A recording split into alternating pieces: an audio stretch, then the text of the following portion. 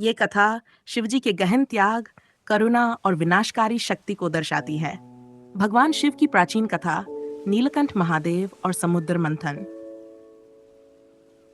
सनातन धर्म में भगवान शिव को त्रिदेवों में एक विशिष्ट स्थान प्राप्त है। उन्हें संहार के देवता कहा जाता है, परंतु वे केवल विनाश के नहीं, बल्कि पुनर्निर्माण और करुणा के भी प्रतीक हैं। उनकी साधु वेशभूषा, त्रिशूल, जटाजूट और गले में नाग उन्हें अन्य सभी देवों से अलग बनाते हैं। उनके अनेक रूप हैं: भोलानाथ, नटराज, अर्धनारीश्वर, महाकाल और नीलकंठ। इस कथा में हम जानेंगे कि भगवान शिव ने कैसे सृष्टि की रक्षा के लिए कालकूट विष को अपने कंठ में धारण किया, जिसे वे नीलकंठ कहलाए।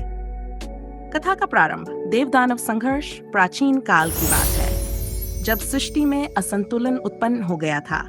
असुरों और देवताओं के बीच घोर युद्ध हुआ करता था। ब्रह्मा और विष्णु को सृष्टि की रक्षा करनी थी, परंतु दोनों देवताओं ने अनुभव किया कि केवल युद्ध से समाधान संभव नहीं है। इस संसार में अमृत की आवश्यकता थी, ऐसा अमृत जो देवताओं को अमर बना दे और धर्म की स्थापना सुदृढ़ हो। विष्णु भगवान ने सुझाव दिया कि समुद्र मंथन किया जाए। यह मंथन क्षीर सागर, दूध के समुद्र में किया जाना था, परंतु इसमें देवताओं और दानवों दोनों को सहयोग देना था, क्योंकि मंथन के लिए आवश्यक बल और संतुलन अकेले देवताओं से संभव नहीं था। समुद्र मंथन की तैयारी। मंथन के लिए मंदराचल पर्वत को मथानी के रूप में चुना गया और वासुकी नाग को रस्सी बनाया गया। देवता वासुकी के पूंछ वाले सिरे को और दानव उसके मुख वाले सिरे को पकड़कर मंथन करने लगे। जैसे जैसे मंथन आरंभ हुआ, समुद्र से एक एक कर अद्भुत रत्न और वस्तुएं निकलने लगीं।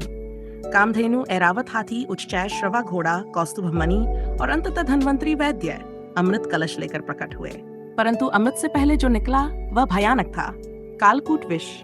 कालकूट विष सृष्टि पर संकट। ये विष इतना जहरीला था कि उसकी तीव्र ज्वाला से सारा ब्रह्मांड जलने लगा। देवता, ईशी, मनुष्य सभी व्याकुल हो उठे। जल में रहने वाले जीव मरने लगे, वायु दूषित हो गई और अग्नि का संतुलन बिगड़ गया। कोई समझ नहीं पा रहा था कि क्या किया जाए।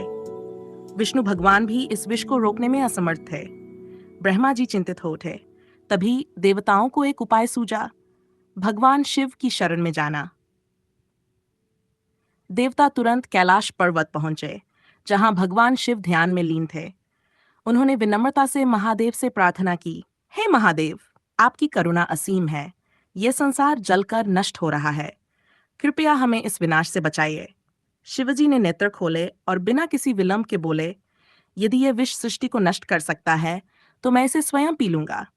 यह वाक्य उनके असाधारण त्याग का प्रतीक था। उन्होंने कालकूट विष को अपने हाथों में लिया और उसे पी गए, परंतु उन्होंने उसे निगला नहीं, बल्कि अपने कंठ में ही रोक लिया। विष की तीव्रता से उनका कंठ नीला हो गया और तभी से उन्हें नीलकंठ कहा जाने लगा। माता पार्वती की भूमिका। जब शिवजी ने विष ग्रहण किया, तब देवी पार्वती ने तुरंत उनकी सहायता की। उन्होंने शिवजी के कंठ को अपने हाथों से दबा दिया ताकि विष उनके शरीर में ना फैले। इस प्रकार विष उनके गले में ही स्थिर हो गया। इस घटना से देवताओं को आश्वस्ति मिली और ब्रह्मांड की रक्षा हो सकी। पशुपति से नीलकंठ तक। भगवान शिव को पहले से ही पशुपति कहा जाता था, सब प्राणियों के स्वामी, परंतु नीलकंठ बनने के बाद वे विश्वरक्षक भी बन गए। वे केवल योग के देवता नहीं रहे, बल्कि साक्षात करुणा के सागर के रूप में प्रकट हुए। पूजन, दान आदि इस महान बलिदान ने उन्हें और भी अधिक पूजनीय बना दिया।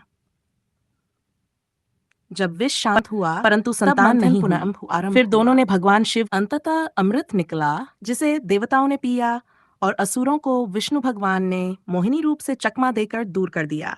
इस प्रकार समुद्र मंथन समाप्त हुआ और सृष्टि में पुनः संतुलन स्थापित हुआ। परंतु इस पूरी प्रक्रिया का सबसे महत्वपूर्ण और त्यागमयी पहलू भगवान शिव का विषपान था। ये कथा केवल एक चमत्कारी घटना नहीं है, इसमें गहन दार्शनिक संदेश छिपा है। त्याग। भगवान शिव ने सृष्टि की भलाई के लिए अपने जीवन की परवाह नहीं की। धैर्य और नियंत्रण। विष को पीना और गले में रोकना एक महान योगी की पहचान है। करुणा। वे न केवल संहार करते हैं, बल्कि जीवन को भी बचाते हैं। सहयोग। यह कथा दर्शाती है कि जब देवता, दानव और भगवान साथ मिलकर कार्य करते हैं, तभी संतुलन आता है। आज भी भगवान शिव को नीलकंठ के रूप में पूजा जाता है। शिवरात्रि के दिन भक्त उनकी उपासना करते हैं और व्रत रखते हैं। इस कथा की स्मृति हमें यह सिखाती है कि बलिदान, करुणा और संतुलन ही इस सृष्टि की सबसे बड़ी शक्तियां हैं। अगर